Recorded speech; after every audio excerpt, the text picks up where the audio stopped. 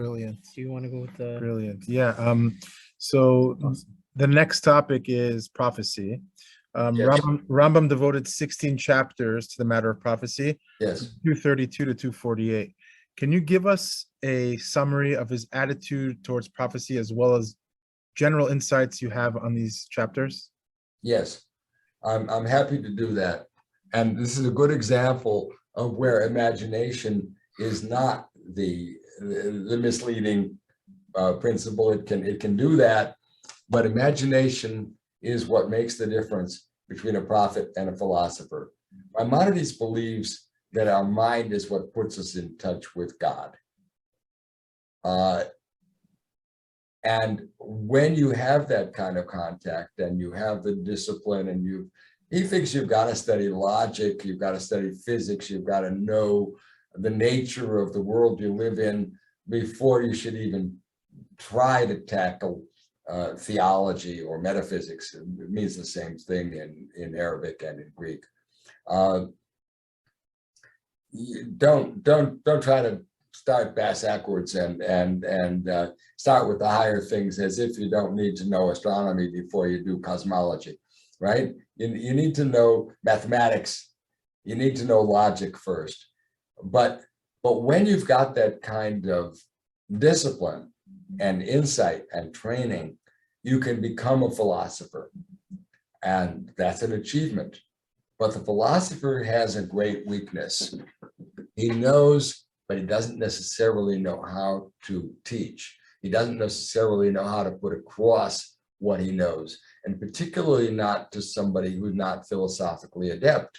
How is a philosopher going to be able to communicate with the masses? How is a philosopher going to be able to, he's got insights into right and wrong and God and the world and all of these things. How is he able to communicate that? Maimonides learns from the Muslim philosopher Al-Farabi, who died about 950. Al-Farabi, great man of Turkic origin, although the Turks in those days didn't live in Turkey. They came from Central Asia. He learns from Al-Farabi, who was a great logician and social theorist, that what makes the difference in a prophet is the use of imagination. Because a prophet can, if he's philosophical, if he has this deeper, higher conceptual knowledge, can transform that knowledge by way of rhetoric, by way of poetry, by way of institutions such as Shabbat and the Seder and other kashrut. He can transform that knowledge into actionable behavior. He can transform that knowledge into beliefs. Beliefs are not on the level of knowledge. Knowledge is conceptual, but not everyone can think conceptually. Just as not everyone is a mathematician, not everyone is a logician. But if you can use rhetoric and poetry and symbolism and law and ceremony and symbolism, I said symbolism already. If you can use those vehicles, you can get people on the level that they're used to because they think in terms of imagination. Most people operate on the level of the senses, and the senses are worked up into the special form that people can remember and live by the imagination. So even if they're not thinking conceptually, they can have beliefs that stand in for concepts. They can have good values in their actions, even though they're not necessarily able to articulate what their good values are in the conceptual terms that a philosopher would use. So a prophet is a philosopher who has a special gift of imagination that enables him to communicate and influence people. Think about the Torah itself, and you see that right away. The Torah is a poetic book. It's not a poetic book like the Iliad or the Odyssey, which conveys values all right, but it celebrates certain things, but it doesn't teach a way of life. The Torah teaches a way of life, but it does that by way of laws and institutions and symbolism. And that enables a set of profound conceptual insights to become accessible to an entire nation. That's the gift of prophecy. Now, Maimonides builds that theory on the basis of what he learned from Al-Farabi. Al-Farabi, being a good logician, had a problem about the Quran. He's a Muslim, but the Quran is telling you some 700 times that if you don't believe what I'm saying, you're going to roast in hell. Problem about that, if you're a logician, you'll see the problem right away. That's the argument that logicians call the fallacy that logicians call the argumentum ad baculum. Do you believe me? Otherwise, you get the stick, and you get the stick until you believe me. That's the argumentum ad baculum. It's fallacy, right? The fact that I can hit you over the head doesn't mean that that what I said is true. So Al-Farabi developed that theory in order to explain that those concrete images of heaven and hell, which are very concrete in the Quran, have a function of making higher ideas, bringing them down to the level that people are at, where they're thinking in terms of their senses. Now, Maimonides isn't interested in heaven and hell. He's interested in knowing God, and he's interested in the way in which ordinary people can know God if they don't think conceptually. And the way they can do that is by way of the imagination. We have institutions like Shabbat. We have institutions like Kashrut. Why is Kashrut important? Well, because we slaughter animals in a certain way. And Maimonides says that's in order to minimize the pain that the animal suffers in the slaughtering. We have to be able to eat meat. We need that for nutrition. He says that. He pulls on his medical hat for a moment because he's a medical doctor, and he's not advocating vegetarianism, but he says if you tell people in the abstract you should be kind to animals, or like Albert Schweitzer said, reverence for life, it's kind of vague. How kind and in what way? The Torah makes it very concrete. The rabbis make it even more concrete. They have a whole set of rules of how this is to be done. The underlying theme is therefore implicit in those practices. Releasing the mother bird is a practice which inculcates an attitude of kindness and regard and minimizing animal suffering. Why? Because we have a respect for life. Respect for life is an abstraction. The Torah makes it very concrete. And that's the work of the prophet, to use his imagination to take these abstract concepts and make them doable and livable. Well,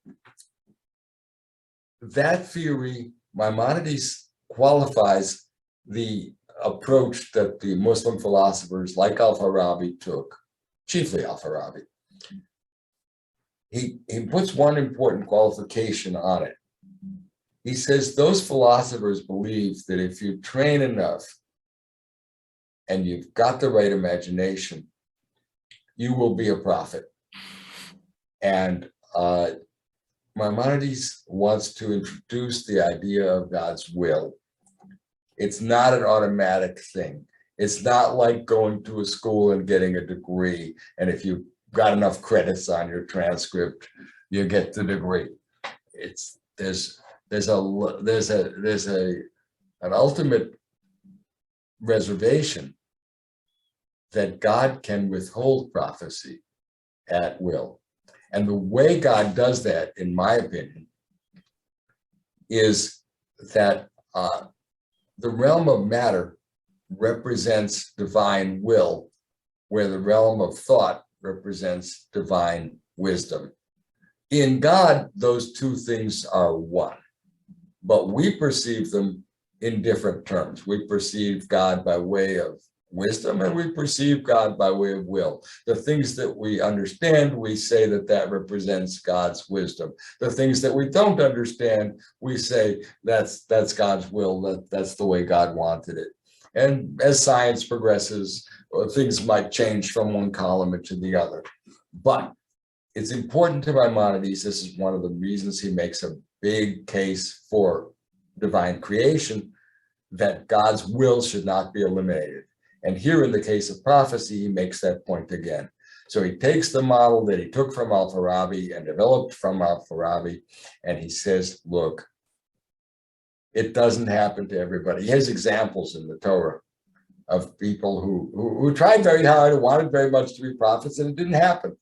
They didn't get that extra inspiration, which is a matter of God's will. It would come by imagination. Imagination had been demonstrated by Al-Farabi and Avicenna to be situated in the brain. It's a physical thing, because if you imagine a triangle, that shape must exist somewhere in your brain. It's a physical thing, and some people have it and some people don't. And who has the right nature for it? I'll tell you parenthetically, people always like to contrast Maimonides with Halevi. This is an area where Maimonides actually agrees with Halevi. They think that Halevi is the poet and the person who believes in geography and language, and he was a great poet.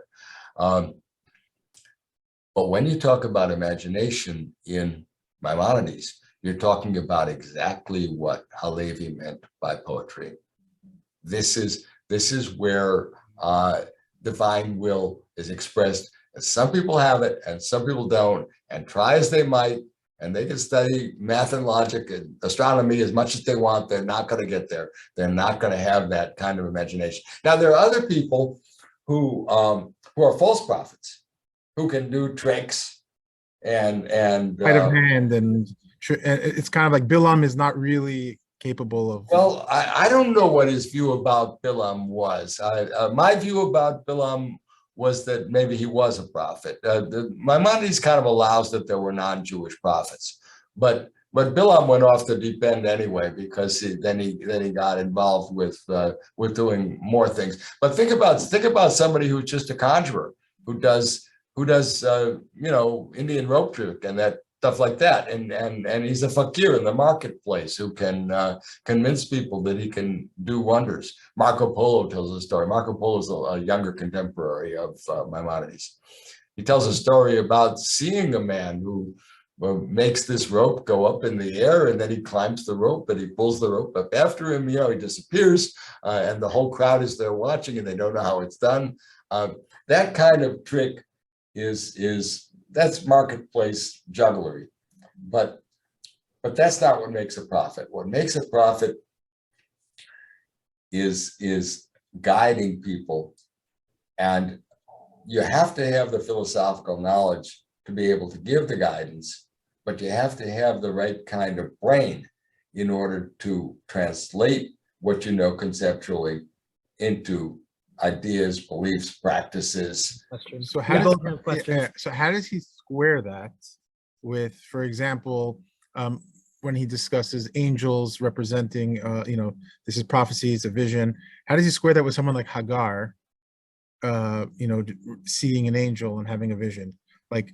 Maimonides believes that all visions of that kind are subjective. They take place within dreams or waking states, which are called visions, and God does not have physical form, and angels don't have physical form either. If you see something that has physical form, or you hear a voice, that's coming to you by way of the imagination. That's what the imagination clothes these ideas in those terms. I think he's talking about Hagar from the standpoint that she was just a simple maiden. Exactly, yeah. Meaning she didn't have any. She was Hagar. It's not. She didn't achieve any level of. It's not apparent in the text that she had. He's a little uncomfortable with the idea of women at all receiving prophecy, except the Torah does tell you that Deborah was a prophet, and Miriam he says that Rambam says that Miriam died by the kiss of God, but the Torah is a little too delicate to talk about God kissing a woman. But Moses and Aaron died by the kiss of God, and Miriam died, because Al Pi Hashem, it says at God's mouth, they interpret that rabbinically as to mean by God's kiss. And that represents for him the highest consummation of the beatific experience. And Miriam had the same thing, but it's not described in those graphic terms. Hagar, I don't know what kind of vision Hagar had. I'm not, I wasn't there, and she never told me. But what I can say is that any prophet, think about the words that God spoke to Moses face to face, and that's said in Numbers 12:6, where Miriam is being rambunctious. After all, she's the one who pulled him out of the water, and now he's sort of in charge of everything, and she's getting a little rebellious. We don't like to say that, but that's what's happening. And she gets cautioned, right? Her hand turns white. It gets leprosy and so forth. I guess she turns white. Well, she's not entirely blamed, but she's got to be corrected. And the correction takes the form of a generalization. Rambam likes to generalize rabbinic points, but in this case, the generalization is actually there for him in the Torah. The generalization is, with other prophets, they know God through dreams and visions. Numbers 12:6. But with Moses, God speaks face to face. Okay, so we know that God doesn't have a face, God doesn't have a body at all. What the devil does it mean face to face? In the case of Moses, the Rambam says, he's the one prophet who does not depend entirely on the imagination. What it means by face to face is that Rambam knows God intellectually. He takes a line about the specularia. There's a clouded glass. In the New Testament, this comes out as like a cloudy mirror, but it's not a clouded glass. He explains, Rambam explains, not in the guide but elsewhere, that the glass is a lens, and he explains what a lens is. A lens is a transparent substance which conveys the image of something, but not in the same shape and not in the same form. And the lens in Moses' case, the lens was a clear lens. Specularia is the that's how it comes across in the Talmud. It's a clear glass. What was the clear glass representing? It was representing the intellect. It's still got to scale the infiniteness of God to a finite scale. It's a human intellect, after all. But all other prophets know God by way of the imagination. What's the imagination? Could come in a dream, which is a projection of things that you've seen and experienced and assigned a certain meaning. And in a prophet's dream, that meaning is what really matters. And in other dreams, it's just something that was bothering you or whatever. Al-Farabi says, you got to go to the bathroom and you're dreaming about water, that kind of thing, right? But the vision is like a dream, only it happens when you're awake, but it's still a subjective experience. So, for example, you mentioned Bilam. Bilam is stopped on the road by an angel, and the she-ass, Aton, sees the angel and Bilam doesn't, which is a a kind of rebuke to Bilam, because he's supposed to be the seer and he can't see, right? And he blames himself for that eventually. He says, you know, you appeared to me and I couldn't see you. I'm supposed to be the seer. But all of that happened within Bilam's imagination. If you want to frame that in modern terms, it all happened in the subconscious. There was a projection of, you know, Bilam was very conflicted about it in the first place, whether he should go or whether he should not go to curse the Israelites. And this is his subconscious, I put it in modern terms, right? Telling him, don't go, don't go. But the ass talking to him, you know that asses don't talk. That's not the point of the story. But in his vision, the ass talks to him, and the ass turns the tables on him and says, "Haven't I served you all these years faithfully? And now you're whacking me like that? You know, that's unfair." So the Torah is making the point that it wants to make, but the way Maimonides can appropriate that point is by saying that all such visions are subjective. All subjective. He gives the example with Ezekiel, because Ezekiel, you know, that's really Maaseh Merkavah. That's really the vision of this vehicle, which is supposed to contain God's throne. And he says, you got to understand, with Ezekiel has a vision that he's carried to Jerusalem, and he sees people doing certain things at the site of the temple and so forth. All of that is subjective. You can dream that you traveled.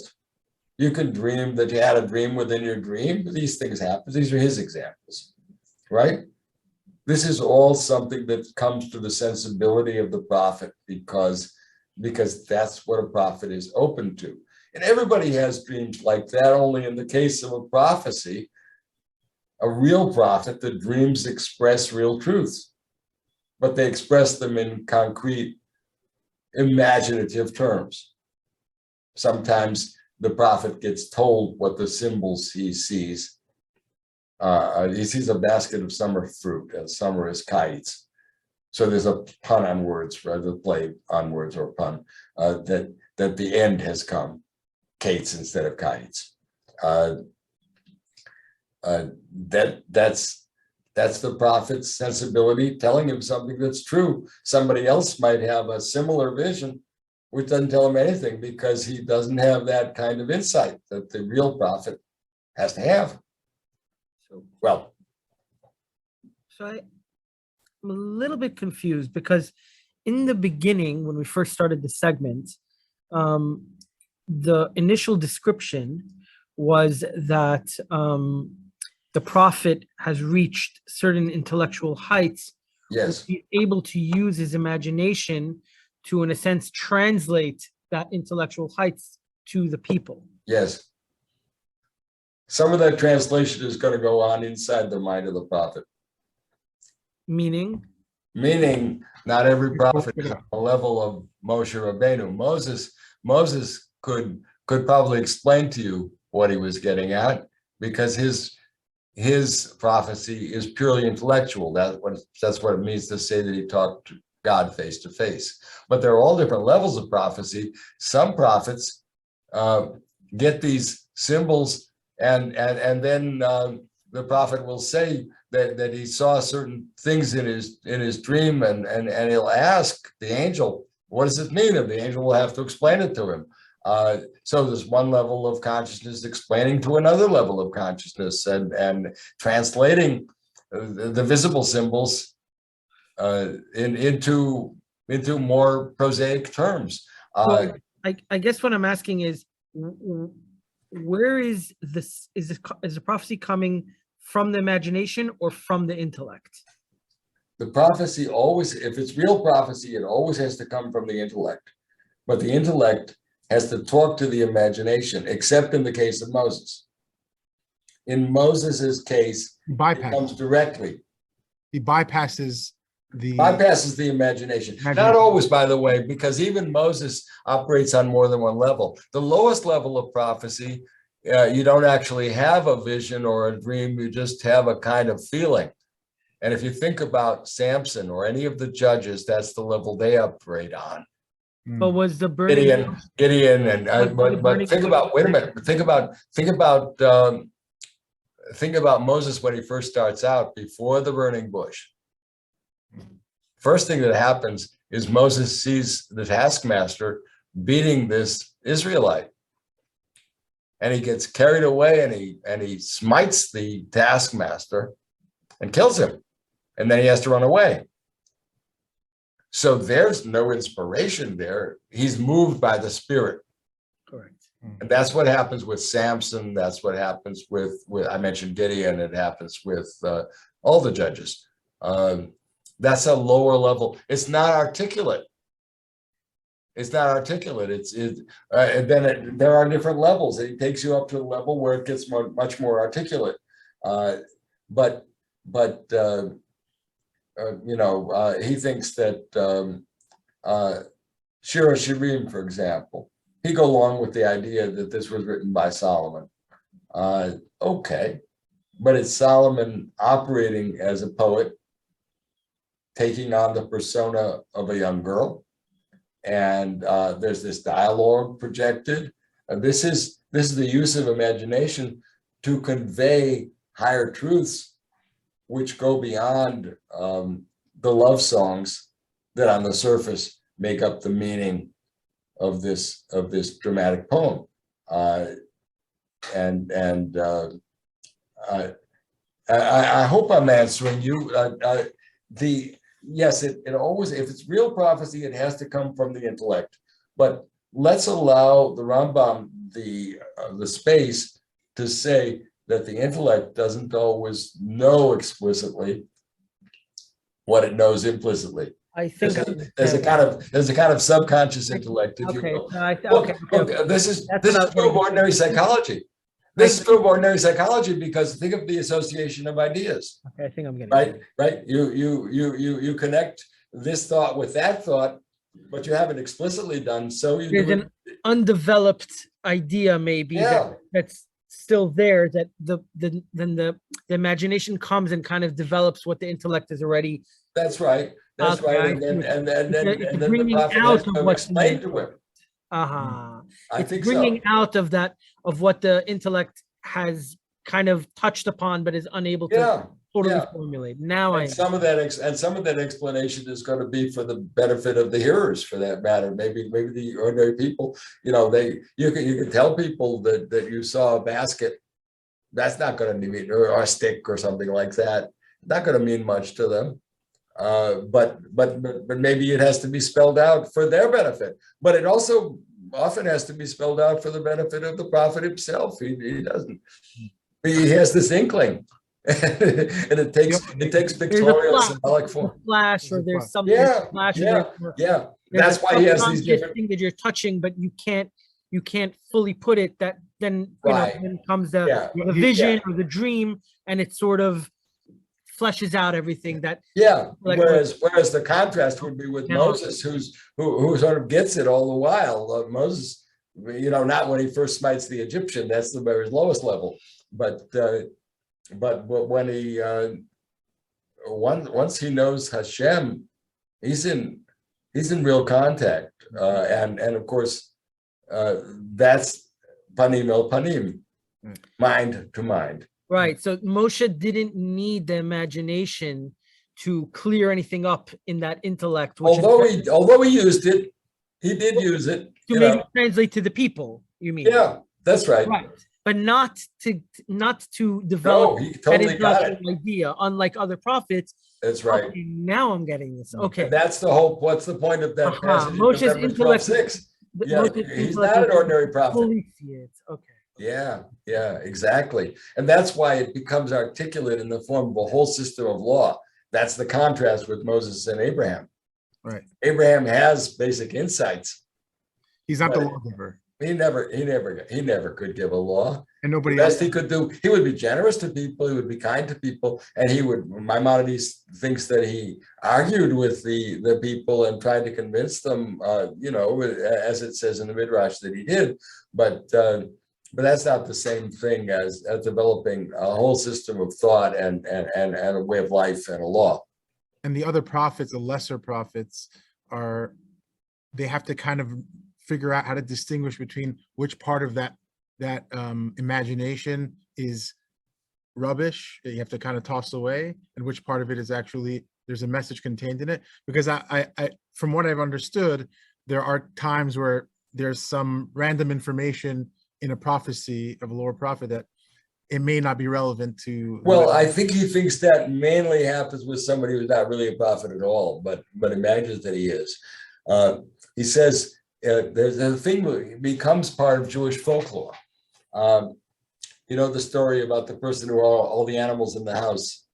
That comes from Rambam, and what he says is a person who thinks he's a prophet might have a lot of ideas in his mind, but when he's sleeping, all that confusion gets cleared away, and you're not getting sensory inputs, and then you suddenly get an idea, and you think it's something new that just came to you, but it's like a person who has a bunch of animals in his house, and you get them all out, and you notice one, and you didn't realize that one was there all along. You just didn't notice because of the crowd of all the other animals. That would be somebody who thinks that he's gotten a revelation, but it wasn't a revelation idea at all. It was just a notion that he had picked up, maybe from something he read or something he heard. It might have come from a prophet, but not necessarily from his own inspiration. Well, the idea. I think we're kind of getting to the end of what we can do. Did you have more questions, or? No, I think we're good. Yeah. Well, the thing is, I wanted to.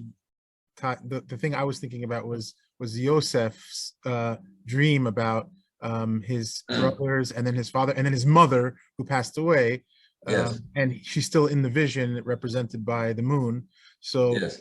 So in a way, that's the part of the dream maybe that should be kind of ignored, because it's just there's subconscious things in our minds constantly that can enter in. I don't think Joseph counts as a prophet in having those dreams. So, but with the place where he counts as a prophet is when he tells the Egyptians how long the famine is going to last and how long the prosperity is going to last. And I don't know, I don't know a passage in the Rambam where he can explain that one.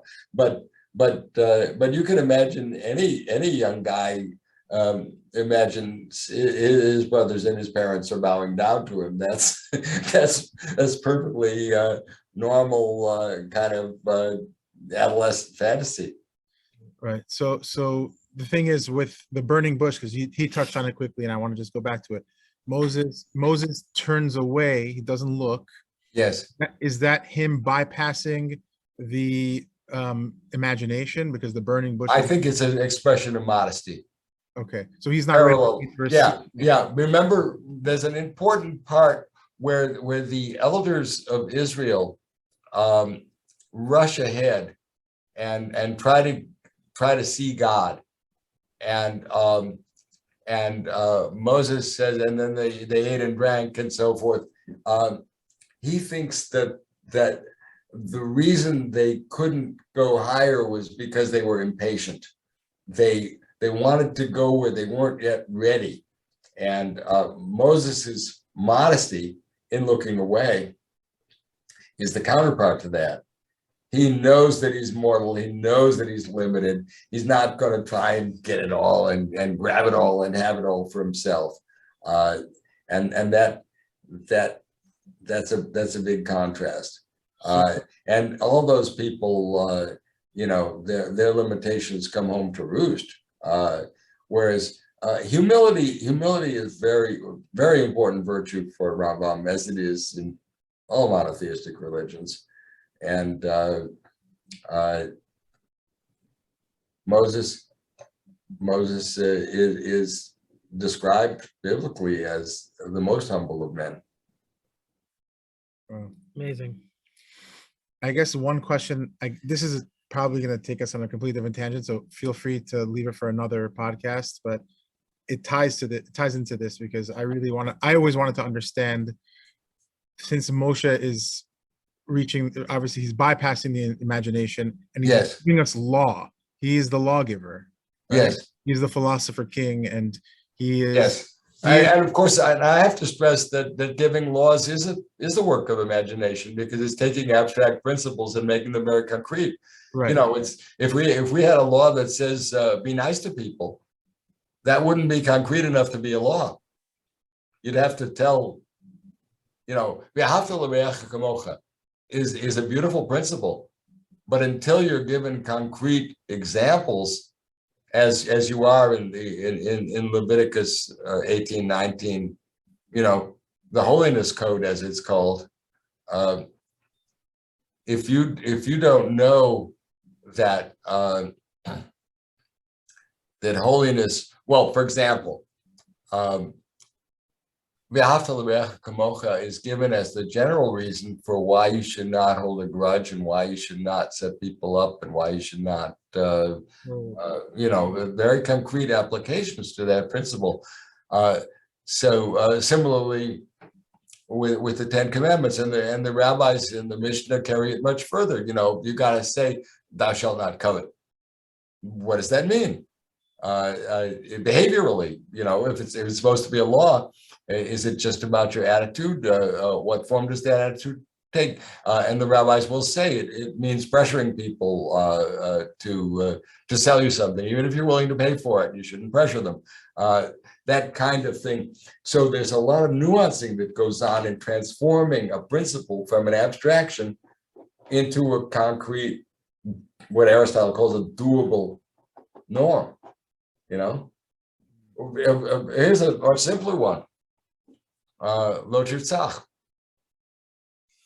Thou shalt do no murder. A lot of people think it says thou shalt not kill. It doesn't say that. It says thou shalt do no murder, right? But the Torah has to tell you what the difference is between murder and manslaughter, as it does, and it gives you a concrete case. If you're out there cutting wood, and your axe head flies off the helve and hits the guy in the head, and you had no prior dispute with him, that's manslaughter. That's not the one for which you're liable to capital punishment, right? Similarly, with regard to the victim of rape, if she's raped in town, or if she's seduced in town, the presumption is if it's in town, she could have yelled. If it's out in the fields, the presumption is that her yelling wouldn't have done any good. So in the one case, it counts as rape, and in the other case, it doesn't. Because why didn't she yell? Because I had the privilege once of visiting the archaeological site of biblical Beersheba. The whole thing is the size of a large office building. It's not a high rise. It's just it's the size, the footprint of biblical Beersheba. You know, the people tended to live outside the city unless there was a military threat of some kind. If some girl is being sexually harassed, then she could yell and people would hear. If she's out in the fields, that's a different story. So what's happening there is the principle about not abusing a female is made very concrete, and that's what law has to do. So my question really, because this is where I'm still not sure about. There's a distinction made about the book of Devarim, right? Deuteronomy, yes. That is the word of Moshe. Yes. Moshe's perspective. It's his final song. Right. But the rest of the Torah, the previous 4 books, are the word of God. But both times the pen and the pen that's being put to paper, so to speak, is from Moshe. So what is the difference that's going on over there? What is the difference between the first 4 from in the sense, you understand my question? I do, but I think it goes into something that I'm not really the competent person to answer. There is an interesting Talmudic debate about this, which is the subject of a huge fat book by A.J. Heschel, Torah Min HaShamayim, and which is published in English now with a very elaborate commentary, which fills up half the page. And it was about this very question: what does it mean to say that Torah came to heaven? What's Moses's role? Is he taking dictation, or is he is he working it out in his own head? I have my own opinions about that, but that goes beyond what Rambam says. And I think Heschel did a learned and far more professional job on answering that question than I could do. And if you haven't read that book, I really commend it to you. It's a magnificent piece of scholarship. And I think the tendency that Heschel had was to think that Moses was more involved in it than one I suppose. But he's careful not to sort of hit you over the head with that. He presents it as a dispute, as though he were only describing this dispute between two of the great rabbis, Professor and their Goodman. disciples. This was amazing. Professor Goodman, this was truly incredible. I learned so much. Really have to appreciate the amount of time you took to come, and we hope we can do this again. We really hope so. I actually have ideas about what we can do if we do this again, but really we want to thank you very much for everything. And before we go, can you tell us how our listeners can find you, what books you want to plug? How they can find me, or how they can find my books, or what? Both. If people want to send emails, and I am a professor of philosophy. You probably announced that at the beginning. I hold a chair in philosophy at Vanderbilt University, which is in Nashville, Tennessee.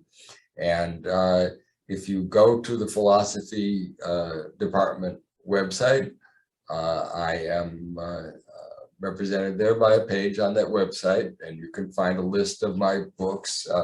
I can tell you that I work in several different fields. I'm interested in philosophy in general, and I've published in that area. In Jewish philosophy and Islamic philosophy, I'm something of a specialist, and I'm active in both those areas. In Islamic philosophy, I am an interpreter, and in Jewish philosophy, I am an interpreter, but also a player.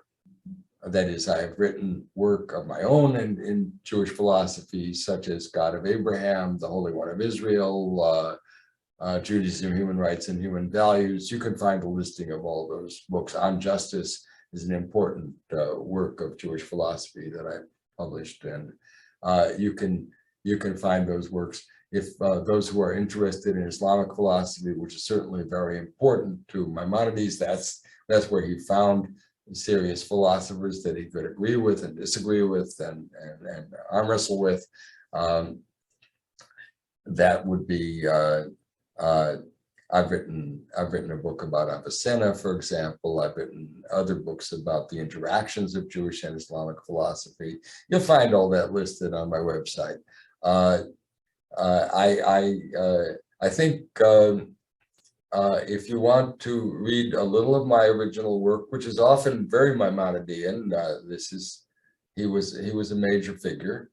You can read God of Abraham, or the Holy One of Israel, or On Justice, an essay in Jewish philosophy, is the subtitle of that one. You'll see all the listings, and those books are pretty easy to get, and I'd be happy to hear from people. I would like to say, I do hear from people, and if people want to reach out to me, which I welcome, I think they should do some of that reading first. I appreciate the fact that you gentlemen have done that, because one has limited time available, and I have a lot more writing that I want to do. I have a request. Yes. Write The God of Abraham for Dummies, because I tried. It's such a difficult. I mean, it's it is unbelievable. So dense. It's very dense. But it's amazing. It's incredible. but we handed it over to our rabbi. It's something that I would need prophecy to be able to make clarify for me. I apologize for that. I've heard some of that before, and I had a friend who bought all of my books. She's a lady from Shul, and she said she was very assiduous. She said she was sitting there with a dictionary and looking up all the words. I don't mean to write it. I don't mean to be demanding. I will tell you, if you try and read that kind of stuff, and I'm not a prophet. I'm not bringing it into the realm of the imagination. My mother was a poet, and I have a little of her gift, and my daughter, I have two daughters. One's a hematologist, oncologist, and one is a novelist, and she really has a literary gift. But if you're patient, you will find I try very hard not to use concepts that I haven't explained and not to use terms that I haven't defined. But you have to remember, with any philosopher, that you can't interpret the terms a philosopher uses in whatever might be the common marketplace, garden variety version of what they mean. Philosophers can only discipline their ideas by making sure that they use their terms in a coherent and consistent way. So if I've defined a term in a certain way, and you're still trying to read it in the way that you've heard it used before, that's going to get you into confusions. Yeah. And you also, before the recording went on, you mentioned that you have a book that you're working on, the guide for the guide. Yes. When we publish the new translation of the Guide to the Perplexed is done by myself in collaboration with my colleague, Philip Lieberman. Philip is a rabbi. He is also a military chaplain. He is also a colleague who teaches Islamic and Jewish law. Very distinguished colleague here at Vanderbilt. I'm very fortunate to have him as my collaborator. And we worked on this book for about a dozen years now. I actually started working on Rambam in the 70s, and you showed me you have the original book I did in the 70s, which took me 7 years at that time.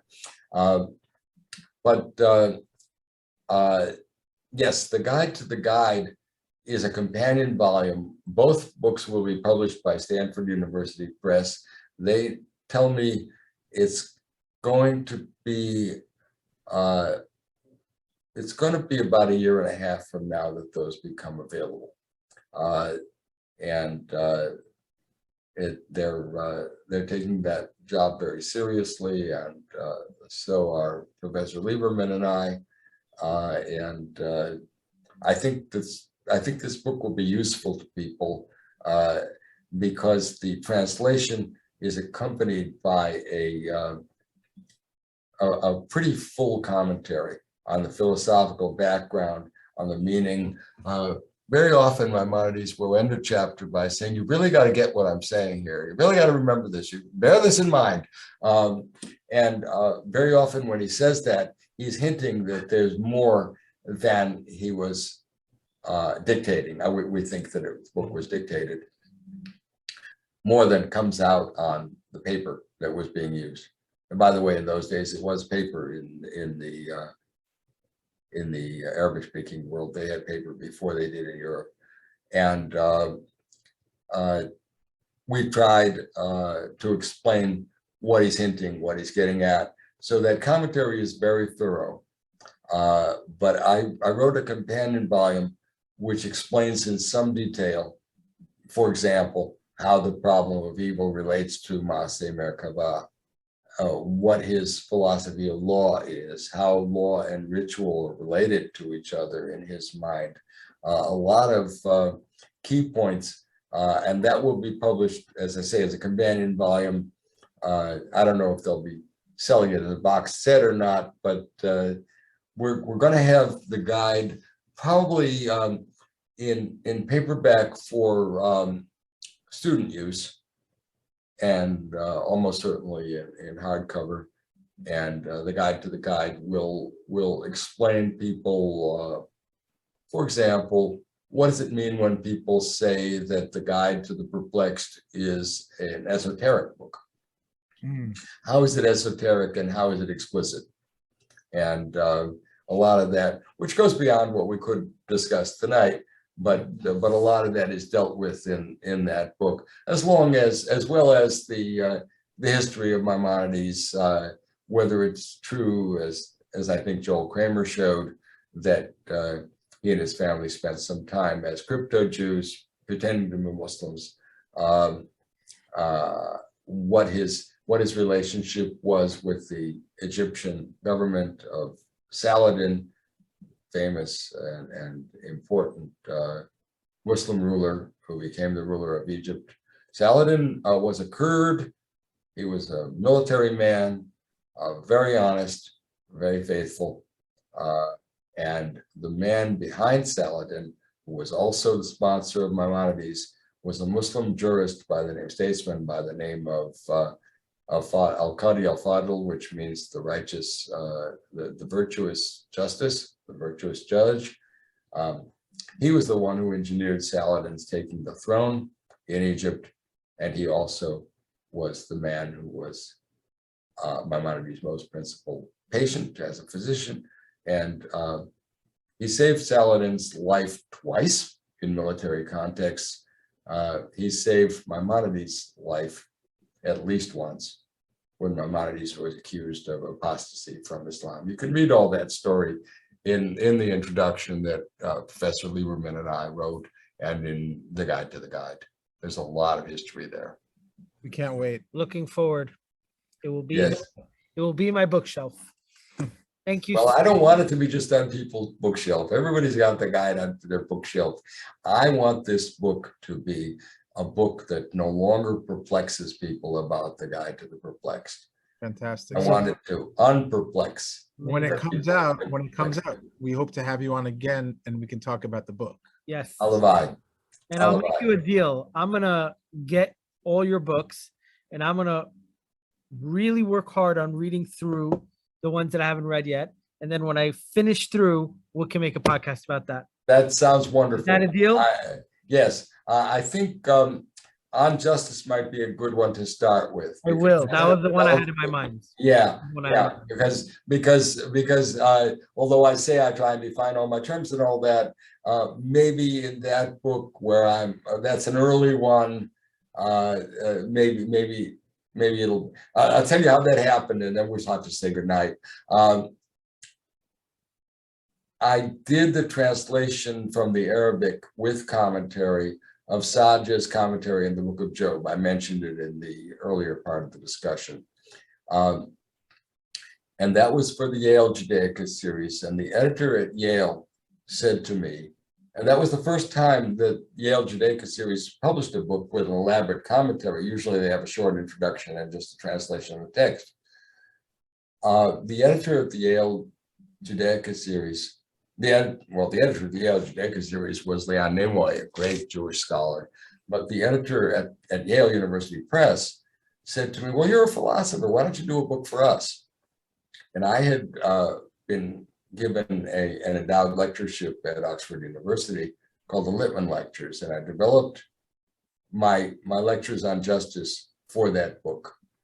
And that became On Justice, an essay in Jewish philosophy. And those who are interested in political philosophy or interested in theodicy and is this life fair or unfair, will find those questions addressed in that book.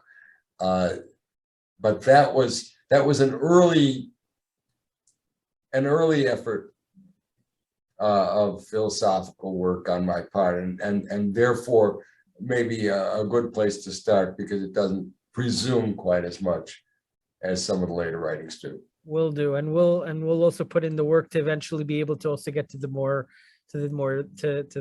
difficult ones, because it's really worth it. Your stuff is unbelievable. Thank you so much. We're so honored to have had this conversation with you. Well, it was my pleasure and privilege. I really enjoyed it.